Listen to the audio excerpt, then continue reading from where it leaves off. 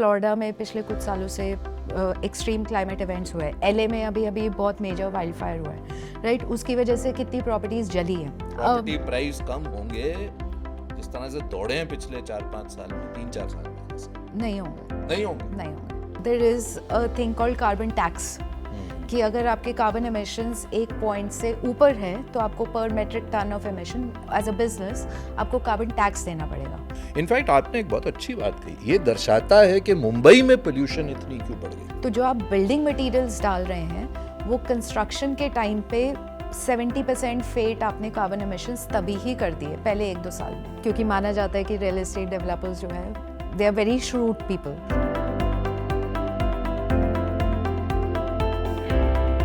Simple है कि इस एपिसोड में आप सबका स्वागत है।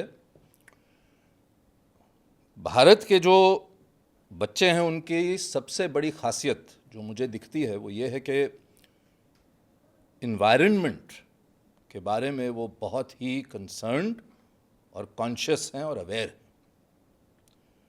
जो हमारी जनरेशन ने डिस्ट्रॉय कर दिया वो उसे जोड़ने की कोशिश कर रहे हैं और बहुत कम उम्र से प्रेरित हैं एनवायरनमेंट के बारे में। आपने भी कई बार अपने बच्चों से सुना होगा कि आप ये गलत कर रहे हैं, ऐसा नहीं करते, इससे एनवायरनमेंट को नुकसान होता है। आज जो इस शो पर मेरी गेस्ट हैं उन्होंने अपने जीवन में बहुत सक्सेस पाया, बहुत देशों में काम किया, एक ऐसे सेक्टर में उन्होंने अपना दबदबा बनाया जो शायद आज भी काफ़ी हद तक मेल डोमिनेटेड है,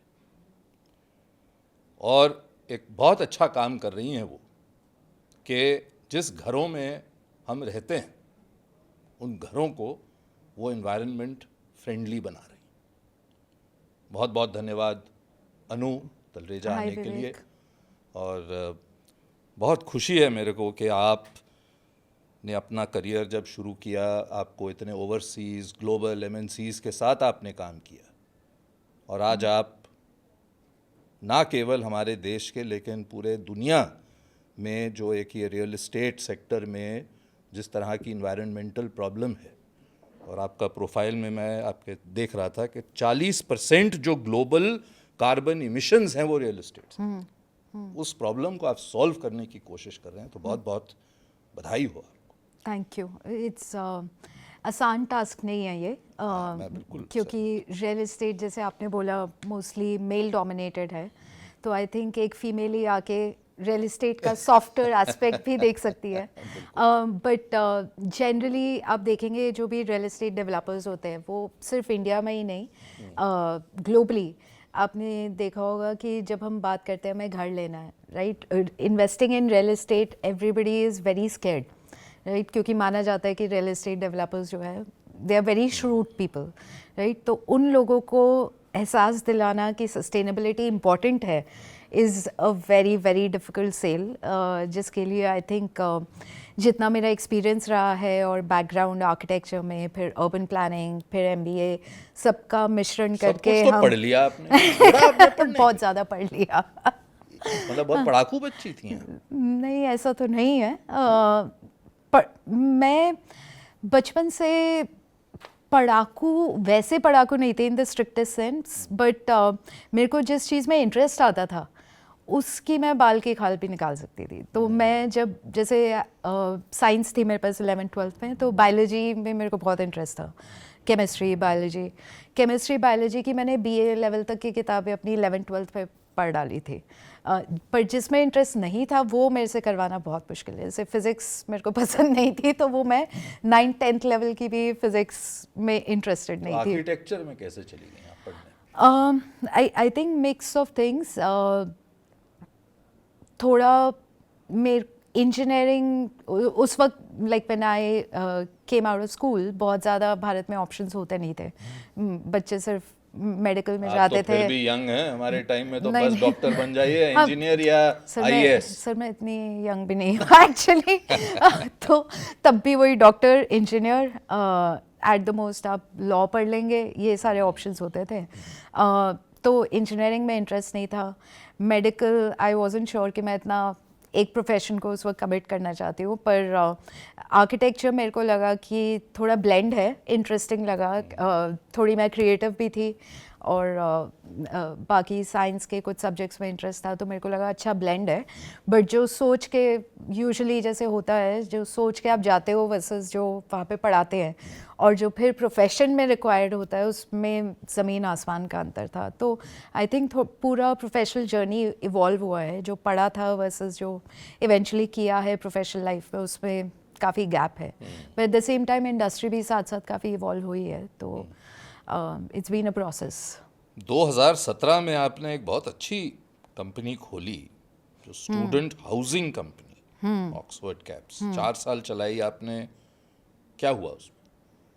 हमने बेची वो कंपनी उसके बाद, एग्जिट Profit के। में? हाँ हाँ, सो वी वर 2 को-फाउंडर्स, कुछ इन्वेस्टर्स थे हमारे। जल्दी नहीं बेच दिया आपने? क्या आपको जल्दी लगा है वो आइडिया थोड़ा अहेड ऑफ द टाइम था? आज देखिए कितने नहीं कोविड तब के भी बाद तब भी वी खासकर वर डूइंग वेरी इतनी वेल, urbanization तब भी वी वर हुई। Doing very well.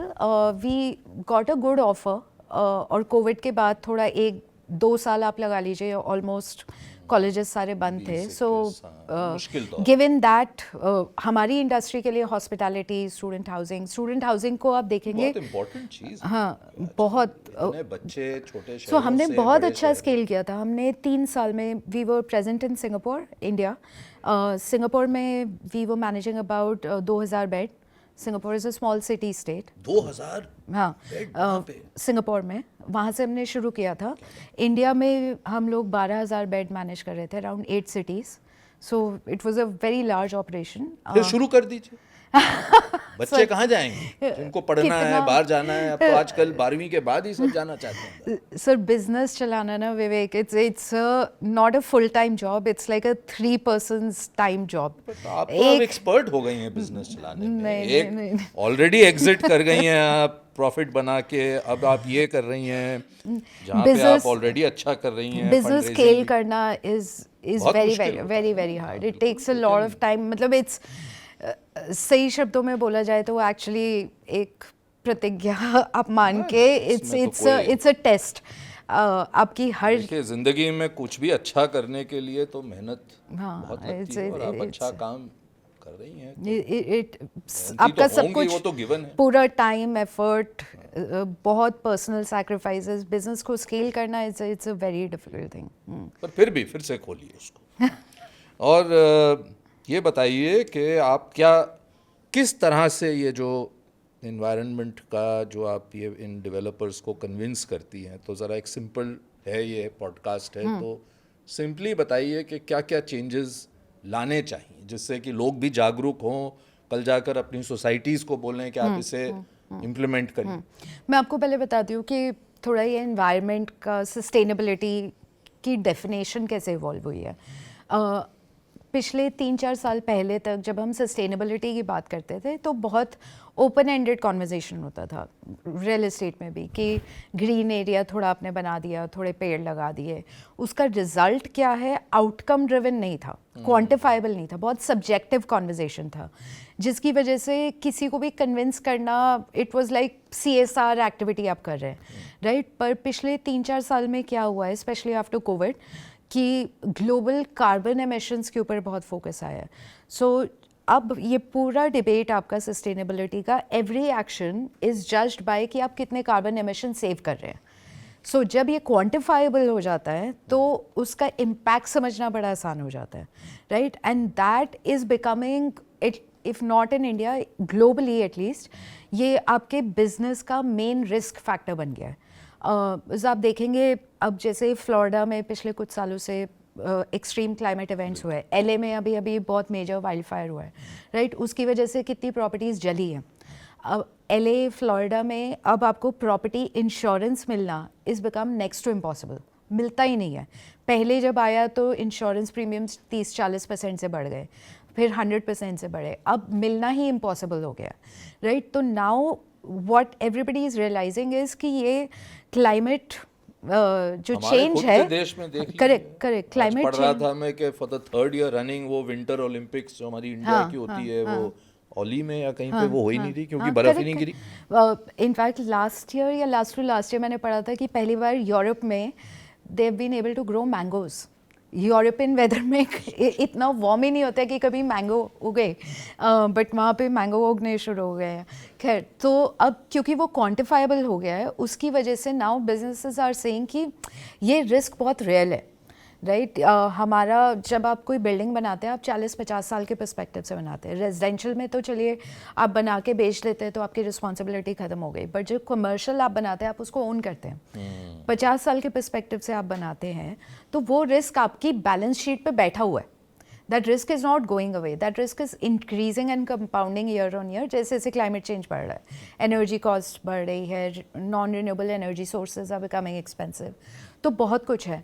सो जैसे ही क्वांटिफाइबल होने लगा, उसकी अवेयरनेस बढ़ने लगी, उसका इम्प्लीमेंटेशन बढ़ने लगा, राइट। तो उसकी वजह से काफ़ी देशों में अब there is a thing called carbon tax, कि अगर आपके कार्बन एमिशंस एक पॉइंट से ऊपर है तो आपको पर metric ton of emission as a business आपको कार्बन टैक्स देना पड़ेगा। और वो carbon tax some studies say कि 2030 तक that will be as big as corporate income tax for a lot of companies, right? So ये suddenly businesses started becoming aware of it, which is good for all of us. अब real estate में क्या होता है कि real estate environment को दो तरीके से impact करता है। आप कोई भी building लीजिए, जब आप building बना रहे हैं 60-70% कार्बन एमिशंस तब हो जाते हैं जो आपने मटेरियल डाला बिल्डिंग में। Cement globally, India globally 7% carbon emissions करता है। सीमेंट अकेले ग्लोबली 7% कार्बन एमिशंस करता है। इस सीमेंट को बनाने में इतनी एनर्जी यूज़ होती है। सिमिलरली स्टील, तो जो आप बिल्डिंग मटेरियल्स डाल रहे हैं वो कंस्ट्रक्शन के टाइम पे 70% फेट आपने कार्बन एमिशंस तभी ही कर दिए पहले 1-2 साल में। फिर जब बिल्डिंग बन जाती है, उसको आप यूज़ करते हैं, तो आप कैसे एनर्जी यूज़ कर रहे हैं, वाटर वेस्ट कैसे रिसाइकिल कर रहे हैं, उस पर कितना डीजल फ्यूल यूज़ कर रहे हैं, उन सब से फिर रिमेनिंग 30% के एमिशंस होते हैं।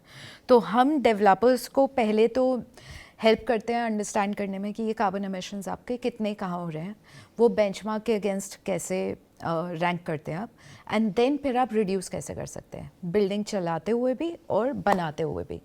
बनाते हुए में क्या नए मटेरियल्स आ रहे हैं, अब green cement, green steel, glass, different type के आ रहे हैं, तो बहुत सारे मटेरियल्स आ रहे हैं। चलाते हुए आप सोलर कैसे सप्लीमेंट कर सकते हैं, रिन्यूएबल सोर्सेज को कैसे सप्लीमेंट कर सकते हैं, ईवी फैसिलिटीज़ कैसे आप इनकरेज कर सकते हैं ईवी चार्जिंग इंफ्रास्ट्रक्चर लगा के। सो ये दोनों तरफ पे हम जो है उनको फिर सोल्यूशंस प्रोवाइड करते हैं। या आप रेजिडेंशियल और कमर्शियल दोनों में करते हैं? सब, हाँ, रेजिडेंशियल कमर्शियल, इनफैक्ट हम बहुत होटल्स करते हैं, we do data centres a lot. अब तो GCCs इतनी आ रही हैं, वहाँ एक डिफरेंस देखते हैं क्योंकि ये ग्लोबली ओन्ड। करेक्ट, क्योंकि ग्लोबल सारी फॉर्च्यून 500 कंपनीज के अब नेट ज़्यादा जीरो समझ है, टारगेट्स थोड़ा है। ज़्यादा है। सो टेक इंडस्ट्री में इसकी बहुत अवेयरनेस है, तो हम डेटा सेंटर्स बहुत करते हैं। सिमिलरली ई कॉमर्स में बहुत ज़्यादा अवेयरनेस है, तो उसका result logistics, warehousing logistics, ये कोल्ड स्टोरेजेस, ये बहुत करते हैं हम। सो हर तरीके का बिल्डिंग, बेसिकली एयरपोर्ट्स, हर तरीके का building basically is what we work with. इतनी मेहनत करते हैं आप, तो ये कुछ अपने लिए समय निकाल पाती हैं कि नहीं निकाल पाती? That's a very good question. नहीं, ज़्यादा तो नहीं निकाल पाते। आजकल बात वर्क लाइफ बैलेंस की होती है, हेल्थ की होती है, क्योंकि इन्वायरमेंट तो, इनफैक्ट आपने एक बहुत अच्छी बात कही, ये दर्शाता है कि मुंबई में पोल्यूशन इतनी क्यों बढ़ गई, क्योंकि इतनी कंस्ट्रक्शन हो रही है वहाँ। पहले इतनी वहाँ पे नहीं होती थी pollution।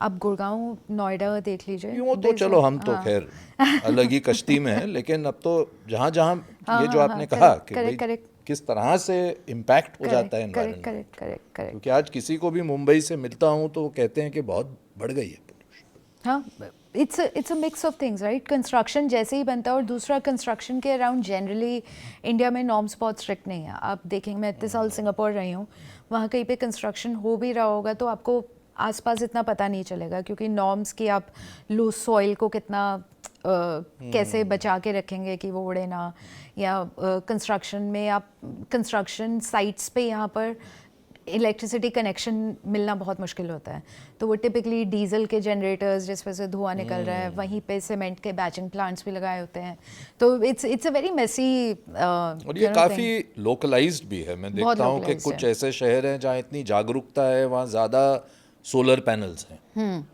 लेकिन कुछ ऐसे शहर हैं खासकर एनसीआर जहाँ भी बहुत कम है, जितना होना चाहिए हाँ, उतना नहीं है। बट आई थिंक हमारी change हो रहा है। गवर्नमेंट पिछले नहीं, 5 government साल तो बहुत अपनी तरफ से गवर्नमेंट कर इज रही doing a fantastic job, Solar like पे गिवन बहुत कि हम डेवलपिंग कंट्री है, हमारे अपने इकोनॉमिक चैलेंजेस बिल्कुल, हैं, बिल्कुल। Despite that I think government is doing a fantastic government job. अपनी तरफ से तो बहुत कर रहा है, लेकिन लोगों को और जागरूक होना है। हाँ, एब्सोल्युटली एब्सोल्युटली, क्योंकि अगर आप सोसाइटी में रहते हैं तो आप जाके प्रेशर डालिए उन पे कि सोलर लगाइए आप। सोलर लगाइए, ईवी के जो भी कर चार्जेस, सकते हैं, ईवी EV के charges चार्जेस लगाइए। लगाइए। हमारी सोसाइटी में ही मैं कितने टाइम से कन्विंस करने की कोशिश कर रही हूँ कि ईवी चार्ज, क्योंकि अगर चार्जिंग इंफ्रास्ट्रक्चर नहीं है तो लोग ईवी कार्स भी नहीं ले रहे, बिल्कुल, सही राइट? तो बट इट्स अ प्रोसेस।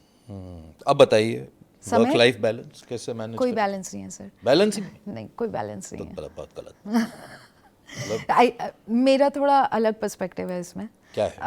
मैं एक्टिविस्ट हूँ, मैं यही नहीं करूँगी। नहीं नहीं नहीं, एक्टिविस्ट की बात नहीं है। मेरे को लगता है कि अगर आप अपना कुछ बड़ा बनाना चाहते हो, बिजनेस बनाना आसान नहीं है, और अगर आपने वो बनाने का सोचा है और कुछ बड़ा बनाना चाहते हो तो इट रिक्वायर्स 200% ऑफ यू।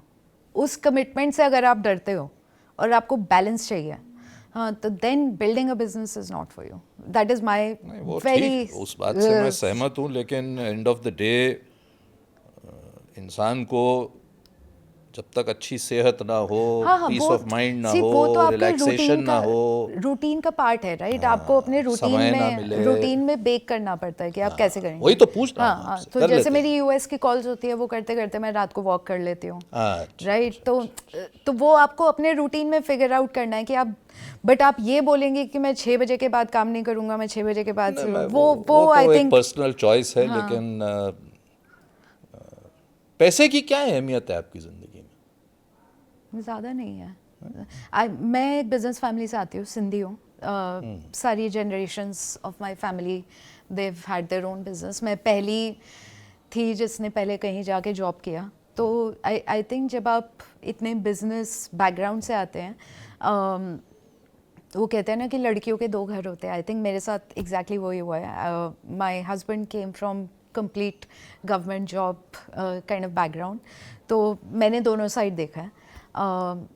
तो मेरे लिए आई थिंक पैसे की अहमियत इट्स ठीक है, मतलब आई एम कंफर्टेबल। मेरे को कोई ऐसा बहुत ज़्यादा वो नहीं है कि मेरे पास इतने 100,000 तो करोड़ ये जो होना चाहिए। 200% आप डालती हैं, ये कुछ बदलाव लाने के लिए डालती हैं? बदला पैसे के लिए आप नहीं कर सकते। अगर आप पैसे के लिए करेंगे ना, कुछ बड़ा बनाना चाहते हो, तो आप हमेशा डिससैटिस्फाइड रहेंगे, क्योंकि शॉर्ट टर्म में वो फल मिलेगा। वो गीता में जैसे लिखा है ना, कर्म कर फल की इच्छा ना कर। थोड़ा सा बड़ी कंपनी बनाना वैसा होता है। अगर आप शॉर्ट टर्म उससे काम, क्योंकि आप शॉर्ट टर्म डिसीजंस नहीं ले सकते, डिसीजंस आपको लॉन्ग टर्म लेने पड़ेंगे। और लॉन्ग टर्म में क्या होगा, रेगुलेशन बदलेगा नहीं। आप कोई भी कंपनी आज उठा लीजिए, पेटीएम है, बायजूस है, सब जो भी बड़े हुए हैं, स्केल हुए हैं, ज़ोमैटो है, सबकी 10 साल की लाइफ में 2 या 3 ऐसे एक्सटर्नल फैक्टर्स आते हैं कि कंपनी ऑलमोस्ट बंद होने की कगार पे आ जाती है। और financial benefits as a founder आपको मे बी 7-8 साल बाद जाके शायद देखने को मिलेंगे।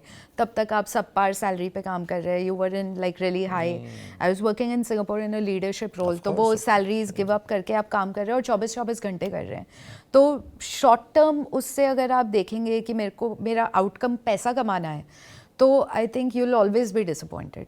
मेरे ख्याल से लोग सक्सेस स्टोरीज जब पढ़ते हैं, और खासकर सोशल मीडिया पे आधी पढ़ लेते हैं। वो ये नहीं देखते कि पीछे स्ट्रगल क्या गई, वो बस ये देखते हैं so and so 21 year old worth 100 crore, so and so 21 year old 2 billion. Ritesh आप देखेंगे ओयो के, वेरी यंग, राइट? मैंने तो काफ़ी क्लोजली ओयो की जर्नी देखी है, क्योंकि हमारा business Oxford caps similar area में था, राइट? तो व्हेन ही स्टार्टेड, क्या थे, ड्रॉप आउट थे, दिन रात मेहनत की है, राइट? दिन रात मेहनत की है। इतनी बड़ी टीम संभालना रियल एस्टेट इंडस्ट्री में, मैं आपको बता सकती हूँ क्योंकि मैंने वो बिज़नेस चलाया है। It's a very high risk business on even personally you. आपने किसी लैंडलॉर्ड के साथ कुछ वो हो गई, बॉडीगार्ड लेके घूमते हैं वैसे फाउंडर्स, राइट? तो आप बेसिकली अपना पूरा लाइफ उस चीज़ पे लगाते, तब जाके वो बिजनेस बनता है। ये पर शॉर्ट ये form back story short form reel में नहीं बताई जा शॉर्ट पाती फॉर्म ना। कंटेंट में ये सब चीजें आती नहीं ना। वो कहते हैं every success story is like 20 years old सब वाला। बस वो हेडलाइन नंबर देखना चाहते हैं, हाँ, यूनिकॉर्न हो गए, हाँ, ये इतने हो गए, इन्होंने इतने पैसे कमा लिए, ये वैल्यू हो गई। और सिर्फ आपका स्ट्रगल नहीं होता, आपके साथ आपकी फैमिली का भी होता है। फैमिली का होता है, आपके एम्प्लॉइज का होता है, आपके सब साथियों सबका का होता है, सबका होता है। बहुत मैं efforts मैं जाते और हैं। मेरे हस्बैंड हम दोनों सिंगापुर में रह रहे थे। हमारा ऑक्सफोर्ड कैब सिंगापुर में हमने पहले बनाया, फिर इंडिया में बढ़ने लगा, तो I had to move back. उसकी तो अच्छी नौकरी थी वहाँ पर, but he had to move with me, right. And तो वो पूरी फैमिली का, पूरी टीम जो आपकी इनिशियल टीम है, सब दिन रात लगाते तब जाके बनता है। अच्छा काम कर रही हैं। ये बताइए, कुछ प्रॉपर्टी प्राइसेस कम होंगी क्या? इतने आप डेवलपर्स से मिलती हैं, और आप तो मैं पहले तो आपको- बड़ी बड़ी कंपनियों के साथ इन्वेस्टमेंट करती थी साइड से इन प्रोजेक्ट्स में। हाँ, मैं होटल्स बाय करती थी मैरियड के लिए। सोचिए। सो वेरी इंटरेस्टिंग ये जॉब। बताइए, आपके प्रॉपर्टी प्राइस कम होंगे जिस तरह से दौड़े हैं पिछले 4-5 साल में, 3-4 साल में खासकर? नहीं होंगे, नहीं होंगे? नहीं होंगे। तो मैं आपको सिर्फ एनसीआर ये में हम- कि पूरे देश में? नहीं होंगे, ये बढ़ेंगे सिर्फ। सी रियल एस्टेट आप देखेंगे कैसे काम करता है। रियल एस्टेट बहुत सिक्लिकल इंडस्ट्री है। ये नहीं है कि ईयर ऑन ईयर आपका 10-10% बढ़ रहा है या 20-20% बढ़ रहा है। तो आप देखेंगे 2008-9 के बाद जब वो ग्लोबल रिसेशन आया था, उसके बाद से बहुत ज़्यादा बढ़ा नहीं है। इनफैक्ट स्टैगनेंट रहा है या 3%, 5% ईयर। रेंटल बढ़े हैं पर capital values year on year नहीं बढ़ी है। तो वो साइकिल पहले एक ज़माने में 5-7 साल में आती थी, अब 10-15 साल में आती है। But this was a cycle which was waiting to happen. Covid में डिमांड सप्लाई का गैप हुआ, लोग और अपना घर खरीदना चाहते थे या लोग और बड़े घरों में मूव करना चाहते थे, जिसकी वजह से वो साइकिल आ गई। पर अब ये प्राइसेस आई थिंक अनदर 10-12 साल तक, 8 से 12 साल के बीच तक इस लेवल पे थोड़ा स्टेबलाइज रहेंगे, फिर अगली साइकिल तक। तो स्टेबलाइज रहेंगे, बढ़ेंगे नहीं। थोड़े बहुत बढ़ेंगे, पर जैसे घटेंगे भी नहीं। घटेंगे भी नहीं, बिकॉज इंडिया इतना ग्रोइंग और है। रेंट तो साल दर साल बढ़ता है सर, बढ़ता रहेगा बढ़ता है रेंट तो इसी आप, पेस के साथ। हाँ 8-10% तो साल दर साल रेंट बढ़ता ही बढ़ता है। तो रियल एस्टेट प्राइसेस, इसी के लिए जो मैं आपको बता रही थी कि हमने एक रियल एस्टेट का भी हमें एक पॉडकास्ट शुरू कर रहे हैं, because real estate investing is very different. इतना सिक्लिकल होता है कि आपको उसको अलग नज़रिए से पर वही देखना तो पड़ता ब्यूटी है। है ना कि रियल एस्टेट में तो हम 25-50 साल तक भी रखे लेंगे। हाँ हाँ हाँ हाँ हाँ, पर कोई फाइनेंशियल इन्वेस्टमेंट हो उसको 2 महीने नहीं लिक्विडिटी नहीं होती है। लिक्विडिटी थोड़ा इलिक्विड एसेट। आप साइकिल में आपने नहीं, कुछ, हम वेट करने को तैयार हैं हाँ रियल एस्टेट, क्योंकि आई गेस फिजिकल है, टची फीली है, हम देख सकते हैं घर को जाके।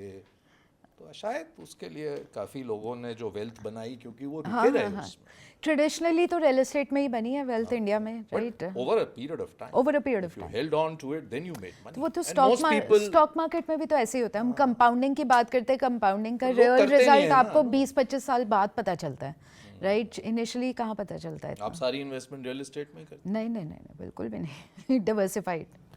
घर में आप हैं फाइनेंस मिनिस्टर? मैं हूँ फाइनेंस मिनिस्टर। वेरी गुड, बहुत अच्छी बात। घर में सिंधी हो तो उसके अलावा फाइनेंस मिनिस्टर और कौन हो सकता है। ये जो आप एडवाइस देती हैं बिल्डर रियल एस्टेट सेक्टर में, ये आप इंडिया में ही हैं कि ग्लोबली?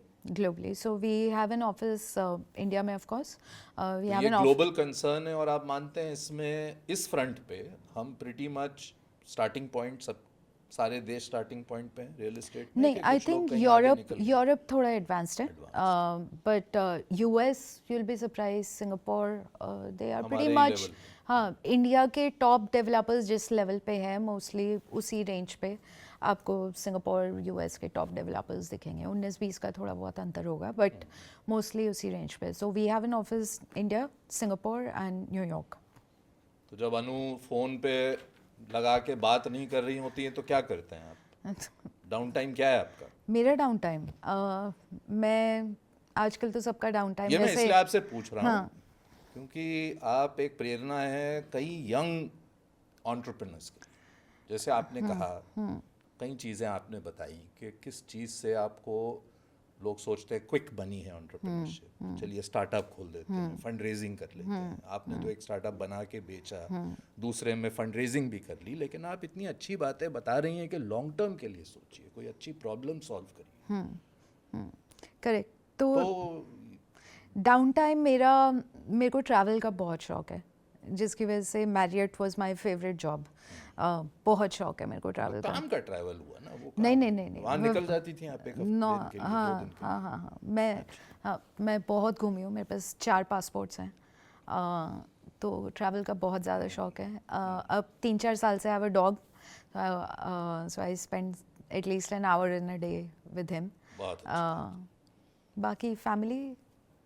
और क्या हॉबीज क्या है आपकी? क्या गाना वाना गाती हैं? सर गाना मत गवाना। नहीं, मैं गवा नहीं रहा हूँ आपसे, इतना मत डरिए। पानी का ग्लास आपके सामने है, लेकिन वैसे ही पूछ रहा हूँ क्या नहीं नहीं, गाना वाना नहीं गाते। कभी वही आजकल मैं देखता हूँ मॉर्निंग में सब वॉक करते हैं, लेकिन कुछ लगा होता है, गाना सुनते रहते हैं। हाँ सुनते, पॉडकास्ट भी सुनते हैं। अपने खुद का? नहीं, अपने खुद का नहीं, आपका सुनते हैं। सिंपल है, सुनेंगे? आपका सुन, बिल्कुल बिल्कुल। रात को आगे से यूएस कॉल की तरह जगह आपको लाइक लवली बीइंग बहुत अच्छा काम कर रही हैं आप देश Thank you. भर के लिए, Thank you. Thank you. दुनिया भर के लिए, हर इंसान के लिए। और मैं आपको पूरी तरह से बताना चाहता हूँ कि जो भी सपोर्ट आपको चाहिए, ये पॉडकास्ट के ज़रिए हम आपको पूरी तरह से नहीं, thank you for having me. आपका podcast will help us spread the word, इंसानों की मदद कर। तो थैंक यू। Thank you.